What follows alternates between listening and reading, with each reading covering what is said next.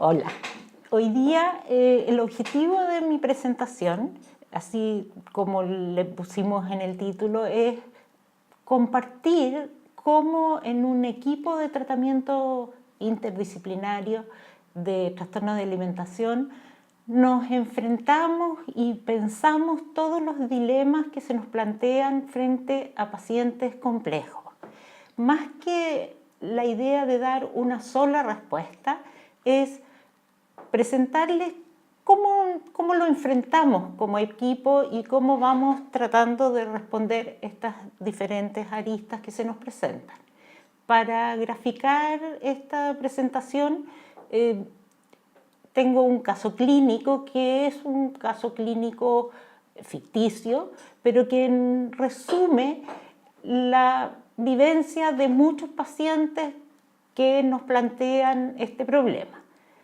Entonces, para poner en contexto lo que vamos a conversar, contarles que se trata de una paciente mujer de 15 años, portadora de una anorexia nerviosa, diagnosticada por el DSM-5.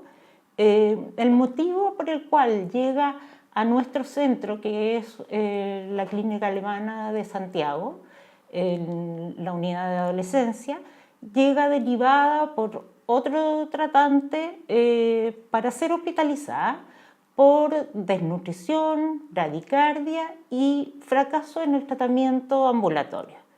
Esta paciente había tenido en el año previo ya varias consultas con psiquiatras en forma aislada, ¿sí? No en equipo, nutrióloga, cardióloga, todos los cuales le habían diagnosticado a la paciente y le habían informado a la familia que esto era un trastorno de alimentación que debía ser tratado por un equipo multidisciplinario, pero la familia no adhiere.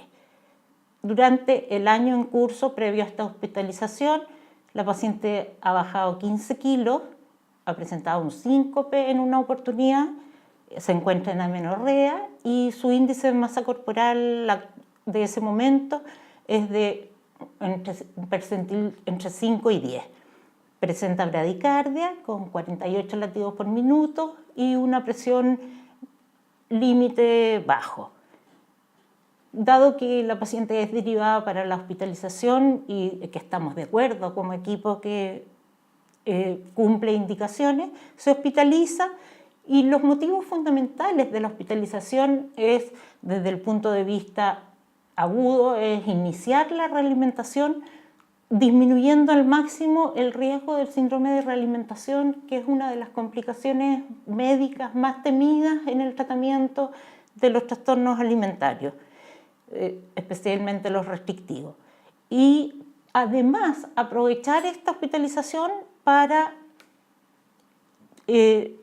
poder hacer este equipo interdisciplinario, contacto con esta familia y poder iniciar un tratamiento de equipo, para lo cual entonces también es evaluada por psiquiatra y psicóloga.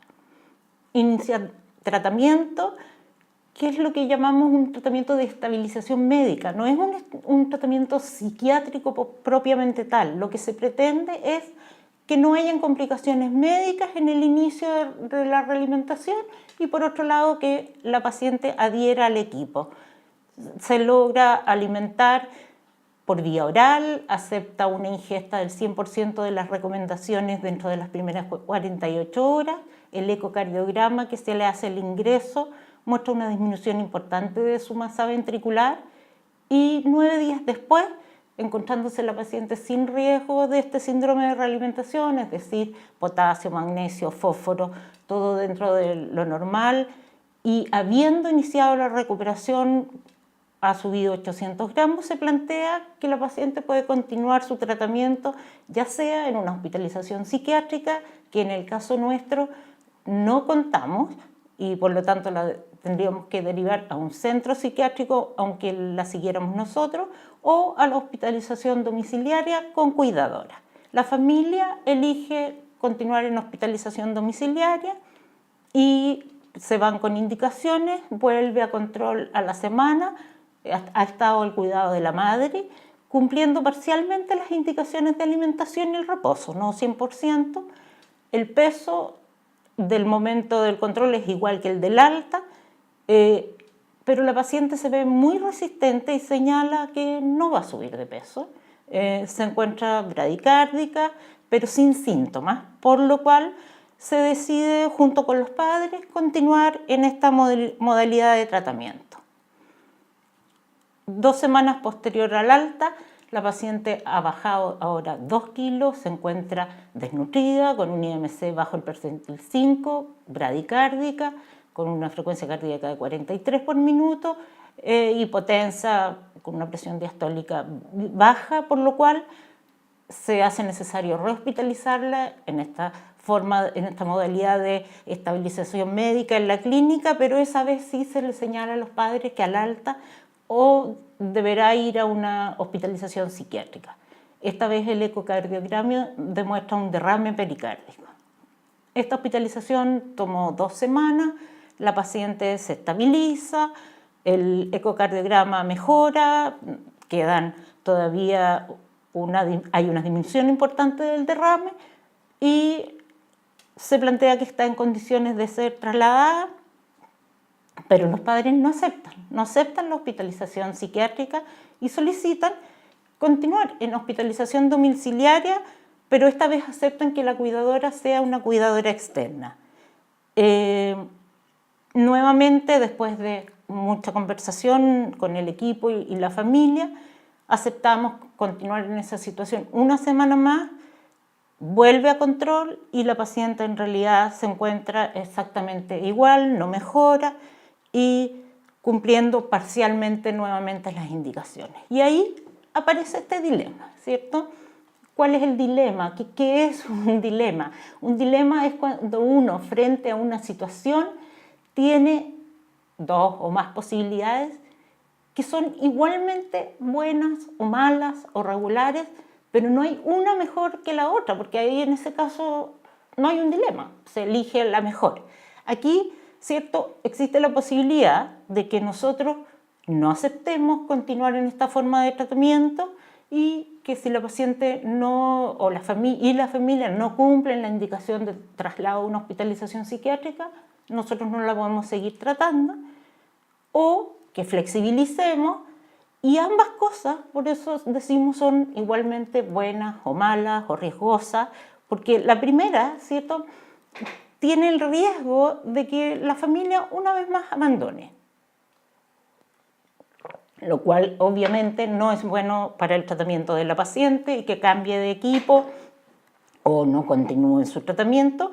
Y el riesgo de la segunda posibilidad de flexibilizar es que perdamos todo lo que se va ganando en estabilización médica cada vez que la hospitalizamos y de alguna manera lleguemos a tener a la paciente con riesgo vital. Frente a esto, como equipo, después de muchas conversaciones y reuniones entre el equipo con la familia, revisamos, ¿cierto?, qué hay en la evidencia, qué nos dice hoy día los consensos, de los cuales tenemos al menos 2 bien importantes, ¿cierto?, que son las guías NICE del 2017 y las europeas las guías de tratamiento de trastorno alimentario. Y lo que mencionan como consenso es que si bien la hospitalización médica, ¿cierto?, esta hospitalización de estabilización médica, tiene indicaciones que en algunos casos son un poco más estrictas que en otros, pero bastante claras y uno no tiene mucho donde perderse. Pero cuando se revisan a más largo plazo los entornos de tratamiento, o sea, ambulatorio versus hospitalizado, se ve que los resultados que se logran son similares en adolescentes estables. Y lo otro que se señala en esta y otras guías es que la necesidad de estos equipos multidisciplinarios que van a ayudar a los pacientes a superar el trastorno de alimentación mejor que cualquier otro tratamiento. Y en este sentido quiero graficarles uno de los estudios que me parece muy interesante, que está publicado el 2015, en que en Australia, ¿cierto?, compararon pacientes que se hospitalizaban solo para la estabilización médica, como es lo que nosotros hicimos con nuestra paciente, o pacientes que se hacían hospitalizaciones más prolongadas para restauración del peso, que es lo que antiguamente se planteaba, que si uno iba a hospitalizar a una paciente tenía que ser prolongado porque si no las recaídas iban a ser mucho y el tratamiento finalmente no iba a resultar. Después del alta, ambos grupos eran seguidos de 20 sesiones de terapia basada en la familia. ¿Qué es lo que observaron? Observaron que el grupo de hospitalización corta, o sea, solo para la estabilización médica, no tuvo más reingresos, rehospitalizaciones que el grupo que estuvo más tiempo para su recuperación de peso. Hubo significativamente más días de hospitalización y de terapia familiar o basada en la familia en el grupo con hospitalización más prolongada, lo que significa que los costos, cosa que no es menor en este tipo de patología, fueron significativamente más altos en el caso del grupo de pacientes con hospitalizaciones prolongadas. Por lo tanto, ellos concluyen, ¿cierto?, que ambas son similares cuando se combinan. En este caso no se comparó eso en terapia basada en la familia y disminuye los costos, cosa que es importante a considerar. Otra publicación un poco buscando en relación a los entornos de tratamiento, cuál es el mejor entorno de tratamiento para este tipo de pacientes, están comparando, ¿cierto?, lo que son residenciales versus hospitalizaciones y finalmente también concluyen que los resultados son similares. La eficacia en todo caso de los tratamientos residenciales aún tiene que aumentar el número de publicaciones para poder demostrar su utilidad. Pero en resumen, ¿a qué llegamos después, ¿cierto?, de esta revisión? Que aparentemente a largo plazo el entorno de tratamiento no parecería ser lo más importante. Además de estas decisiones concretas, ¿cierto?, tenemos que considerar que tenemos dilemas éticos. Los pacientes y sus familias tienen y deben tener derecho a su autonomía, ¿cierto?, entendiendo por autonomía la libertad de decidir qué es lo que prefiere, qué es lo que quiere hacer. Y por otro lado, ¿cierto?, se contrapone con esa autonomía nuestro principio de beneficencia, que significa, ¿cierto?, que nosotros tenemos que cuidar la vida de esa paciente. Por lo tanto, ¿a qué quiero llegar con esto? No se nos debe olvidar que el principio de autonomía en estas pacientes también está presente y por lo tanto, más que atraparnos en decir no puedo hacer nada, es que debemos justificar con razones muy poderosas cuando pensamos en que podríamos necesitar un tratamiento involuntario en contra de las preferencias de la familia y los pacientes, ¿cierto? Entonces, siempre teniendo en cuenta sí, la ética de la responsabilidad que va a integrar todos estos valores, convicciones del paciente, la familia y del equipo. Entonces, ¿qué es lo que se aspira? Se aspira a acuerdos, llegar a algún acuerdo prudente, razonable, deliberado, de manera que la familia se sienta y la paciente se siente respetada. En relación a la ética del cuidado, también hay algunos casos, debemos considerar que hay un porcentaje de pacientes que evoluciona a la cronicidad y por lo tanto también deberíamos plantearnos cuándo lo que le podemos ofrecer y le debemos ofrecer a esa paciente es cuidados que podríamos llamar paliativos, que le permitan estar lo mejor posible. Y finalmente, tener en cuenta que especialmente en la carrera de medicina poco se nos enseña en relación a estos temas y debemos, ¿cierto?, formarnos en esto para ser capaces de deliberar y justificar todos los conflictos que se nos presentan. Ahora, revisando la evidencia de grupos fundamentalmente europeos y norteamericanos que han hecho tratamientos involuntarios en pacientes con anorexia, ¿qué es lo que han observado? Que a corto plazo parece ser beneficioso, pero los efectos a largo plazo siguen siendo inciertos. El porcentaje, por ejemplo, de muerte en el grupo con tratamiento involuntario fue mayor que el tratamiento voluntario. No se empeoró la relación médico-paciente ni la adherencia al tratamiento, que posterior a un tratamiento involuntario uno pensaría que eso sí iba a ocurrir.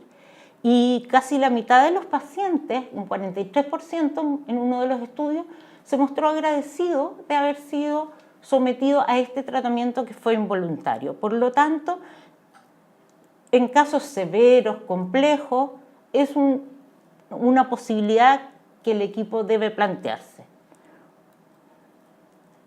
Por último, que es lo que yo voy a nombrar hoy día, está el dilema legal. Todo esto tiene que ser apoyado en cada país por las leyes que el país acepta, y en general, ahora mirando a nivel de la literatura internacional, cuando uno revisa este punto, lo que se encuentra es el artículo 3 de los derechos humanos, que dice: nadie será sometido a torturas ni a tratos inhumanos como parte de un tratamiento o castigo. Tratamiento en este caso, ¿cierto? Y lo que comentan es que si un tratamiento es proporcional, terapéutico, necesario y sigue las prácticas y normas, es muy improbable que se considere que una decisión de este tipo fue violatoria de los derechos humanos. En Chile, concretamente, la Ley de Derechos y Deberes del Paciente y del Médico no habla de obligatoriedad de que el paciente tenga que cumplir las indicaciones en forma involuntaria, y en el caso de pacientes psiquiátricos con enfermedades mentales, si bien es cierto, cuando está en riesgo la vida del paciente o de los que lo rodean, se puede hacer, pero siempre se va a elegir el tratamiento menos restrictivo de los derechos y libertades de cada paciente. El rol del equipo, entonces, en esto es mantenerse afiatado, conversar en relación a las motivaciones y participación, metas, progresos, condiciones médicas, de manera de poder seguir trabajando y no quebrando toda la situación de tratamiento.